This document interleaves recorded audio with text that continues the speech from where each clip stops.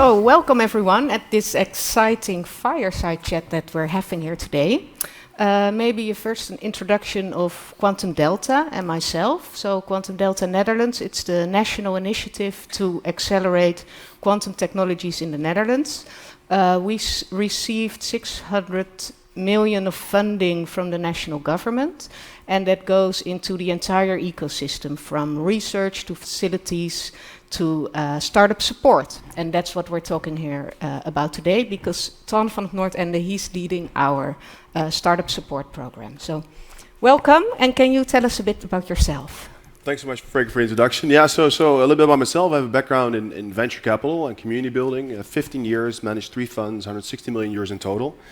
And I realized something else needed to be built instead, to support research-led organizations to connect with non-technical capital. And so I couldn't find it in my old fund, and so I decided, and luckily I connected with you actually a couple of years ago, and we decided to build, I think, what is right now a unique program that is currently supporting more than 80 researchers to advance important inventions and uninvestable ideas and build that into sustainable companies. Great. Yes, so you already said it, already a few years we met each other and you went to become active in this field. So looking back at these years, can you tell us a bit about what you find about the European climate for startups, for quantum startups? Right, I mean, I think when we started on this journey, back in 2019, it was on the peak of the let's say, the next hype around quantum. So you saw globally an increase of birth rate of quantum companies up till the point of 2020, and now, unfortunately, a steep decline towards 2023, which is something we should be wary of. What I also found was an innate inability from venture and venture capital to invest in foundational technology. And so the innate inability to understand what the timeline would be for computing or sensing or communication. And so this is, I think, why there is still an unfortunate massive gap in the ecosystem right now on the professional venture capital side. And maybe to mention, why is that important? Because just to give you an idea, you know these data points as well, right? Last year, $22 billion was put into quantum technology from a government funding perspective. But that is not enough, because with grants, we cannot build sustainable companies. Technology roadmap is incredibly important, but you need to support the operation with finance, with other parts of the talent cycle, and that's why you need professional venture capital funds or capital to join in. Yeah. So if I summarize, there's a lot of new startups being created. So right. Coming from our European university, so that's positive thing. Absolutely. But the issue is in the venture capital and the investment of... Well, it's fascinating. So next to it, I'll give you a couple of numbers, right? So $35 billion has been spent right now on public funding into quantum technology globally. Only $7 billion globally in dollars has been spent on quantum technology. Of that $7 billion, more than 50%, even 60% was captured by North America, right? Wow. And so Europe had to divide this 40% between essentially a majority of the quantum technology companies being built. So that's right now, I think, a responsibility for us to close that gap. Yeah. And you said it already, US, much more funding flows into these companies. Right. What's the driver? What's the difference? Well, there's a couple of things. One is they dare to take more risk, right? So the way they fund high risk, high capex, so high operational cost, high expensive, high hardware cost type of companies, is that they give less restriction. So what we see on the European continental side, from actually a lot of also my colleague investment funds, they put in place milestones and tranche-based investments that put companies in a very tight position and towards a direction or an arrow of direction that cannot be deviated from.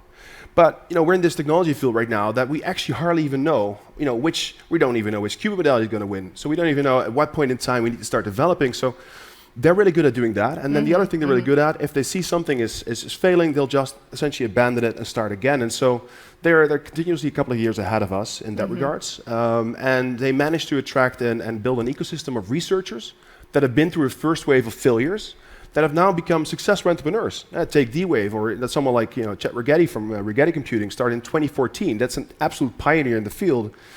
He went through it all, and so these people are going to circulate back into the ecosystem, start building new companies, and so Europe doesn't have that. I mean, if I would ask the audience as an open question, can you name me 10 deep tech founders, not even quantum entrepreneurs, 10 deep tech founders that are notable? I think we cannot get to 10 in Europe.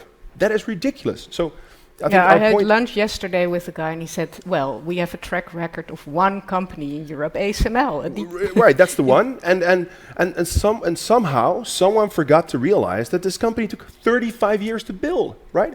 And now they're in a position to drive new technology. And hopefully, and I expect them, because quantum in certain aspects is going to follow the semiconductor industry, that they will follow into this, and that some of the capital they currently have will be deployed into the industry. But yeah, we need more of those leaders. Okay, so it's about leaders, ecosystem, people flowing back into this ecosystem, but also about the deal terms. I hear you say the deal terms venture capitalists are proposing to the startups. Crucial.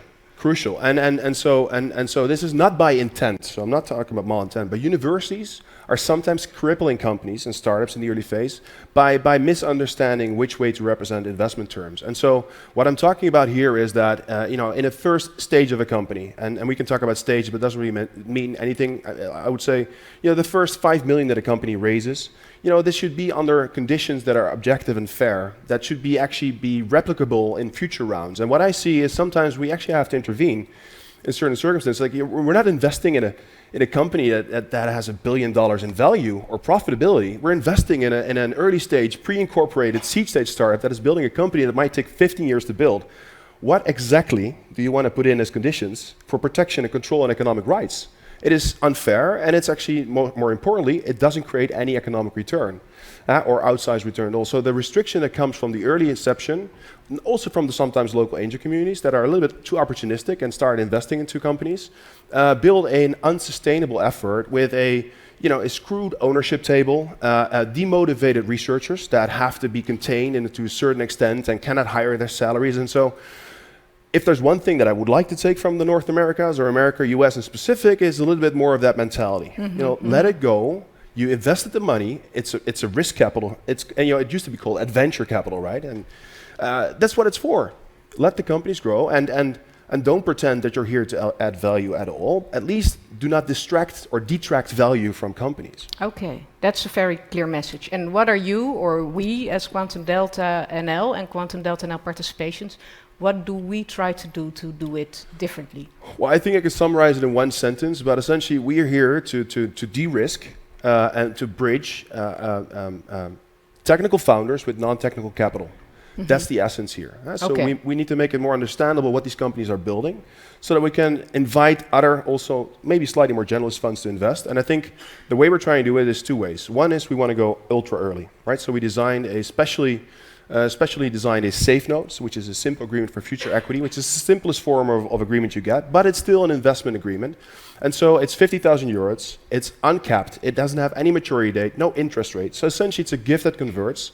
So it's a little bit technical here, but the reason we're doing this is because companies are used to securing and getting grants. And grants come with milestones and timelines, and we want to help companies understand, that specifically research-led organizations understand how investment terms operate. So we give them the first 50K, then others will join, is what we're typically seeing, actually join with much more. But since we set the foundation objectively and fair, the company has a much higher chance to get to the next round. And because you were saying you are trying to connect technical founders to non-technical capital. Right. So what is this non-technical capital? What funds are you aiming for? Well, that's the majority of the global venture capital ecosystem. Honestly, let's be realistic. Quantum technology is not one single field, and so you have to have an incredible amount of experts. And if you're not focused daily on this, so let's take an average deep tech fund in the US, or in Europe. And by the way, there are many great ones out there, specifically in Germany and some in France and some in the UK is not necessarily Europe. Well, I hope one day. Anyway, we'll see. But they have a very big investment mandate. So they need to invest in other emerging or nascent technologies. So quantum is just a specific thing for them. So what we also see, and you can also see that actually on the global data right now, is that there's only 2 funds in the world there's only 10 funds in the world that I would qualify as quantum experts, out of which 8 are based in the US and 2 are based in the Netherlands. If I could also, 2 are based in Europe. And one is Quantonation. And one is Quantonation, actually, because we're in France. They have the largest portfolio on the European side. And we now actually almost have a portfolio of 5 quantum companies. And so, we do nothing else than talk to these researchers, go really deep into the field and find these hard to reach expert talents. And that is needed also to provide support. And you cannot, how the heck are you going to find out which industry players you should connect or which way to build a company? So Yeah, I think we need. That's why I'm also hoping that this will also enable a slow rise of more specialist investors. And what I do see, luckily, is that you see that funds are now specializing. So a former physicist or someone with a background in quantum mechanics is joining funds to really do the deal flow and the assessments, and that's a good development. Mm-hmm. And before there was a panel here also about capital and investments, and then this statement was made that all these national initiatives, it also creates new barriers because you get a geopolitical situation and you get France doing this, Germany doing that, the US doing that. How do you see that?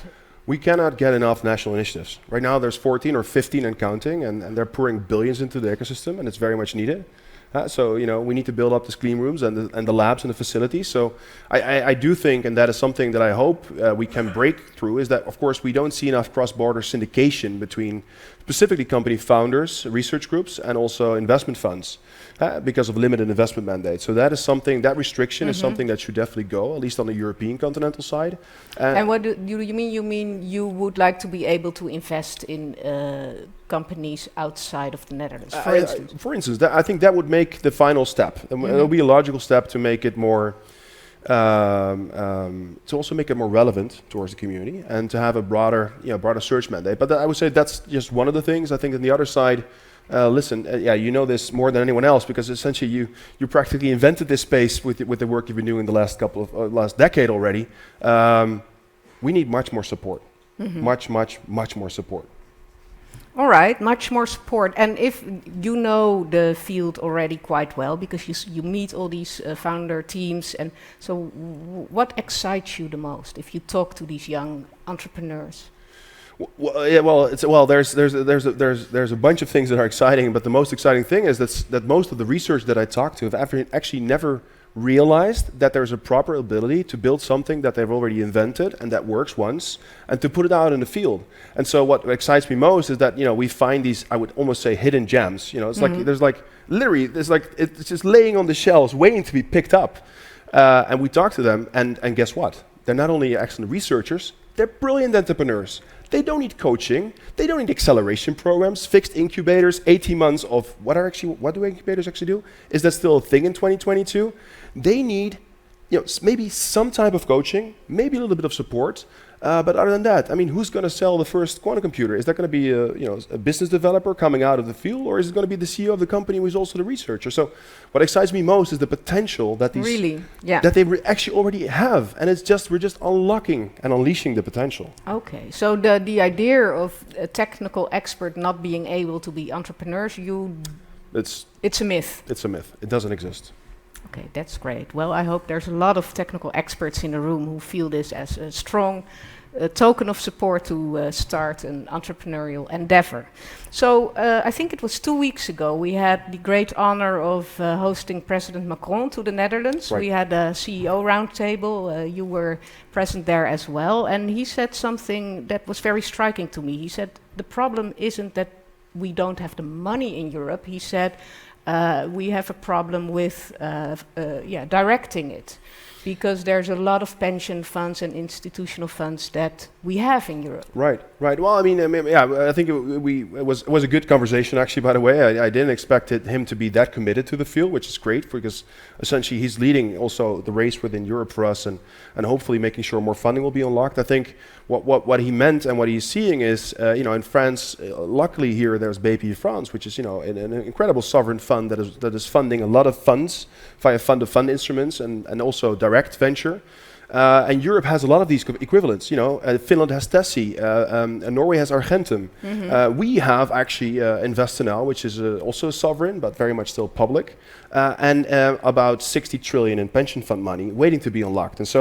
And this calculation has been made for years now. If we would collectively unlock 0.001% of that pension money and redirect it, by the way, into the countries itself, into Europe, we would close the funding gap in an instant. So that's, I think, maybe one thing that he's talking about. And the other thing what I think is quite good for us as an industry is that he said, well, this comment should not exist in 5 years from now. So I welcome him to make sure that we move forward and inject much more capital into this space. Great. So I would like to open up for the audience, because I can imagine there's some questions or remarks that you would like to make to Tan or me, or about everything exciting that we've been talking about? Anyone?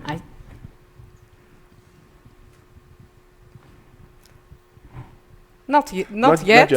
No, maybe we should throw in more controversial statements. Okay. Yeah. Well, let's try. Let's try. What can I tell you? It's like that's a good question. Actually, I put myself on the spot here right now.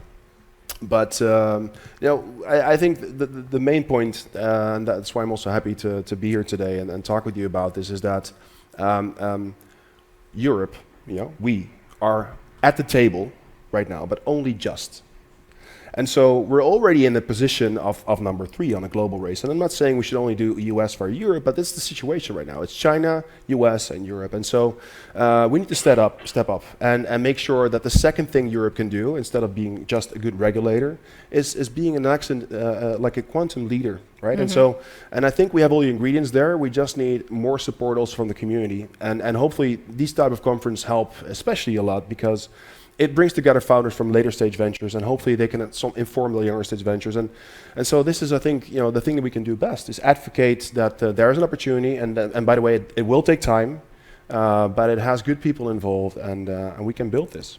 Okay, so let's take this remark about not only regulating from Europe, but being a leader. What does it mean? I mean, these are bottom-up initiatives. We have things happening in France, everywhere. But what should the European institutions in Brussels, what could they do? Well, I mean, I'm not an expert on politics or lobby, so I'm not sure if I'm the right person to answer that question. But what I would hope that would happen is that we start to work towards, I don't think move away from grants and subsidies, but work more towards commercial contracts. Like, for example, a good example is what Germany did recently with the defense contract, together with to build a quantum computer, a photonic quantum computer in Ulm, together with an amazing company based out of Twente in the Netherlands called Quix Quantum. Yeah.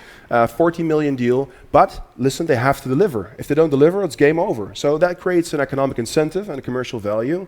So yeah, let's get more of these EARPA, DARPA style things into, again, the best elements that have been working since the 80s in the US, and bring it here. And that is something I think only Brussels can initiate, right? It needs to come from that aspect. The capital needs to be made available. And secondly, I hope that Brussels will see that it's good to have something like an EAC. They're incredibly important to fund and give grants to companies, but they're not the best financial investors. Mm-hmm. And so I think we need to step up our game, be less European, and say, okay, we need investment funds, larger investment funds, that also might generate a return and get good money out of that. That can help grow the ecosystem together, which means, the creation, not the creation, but the support of the larger or the emerging specialist investment funds by fund-of-fund construction, so that they can also invest through funds to invest in companies. Okay, so milestones. You said DARPA, IARPA, they do milestone-based. You also say in deal terms for capital, you don't want milestones. No. So there's a difference. Grants, milestones, okay. Equity.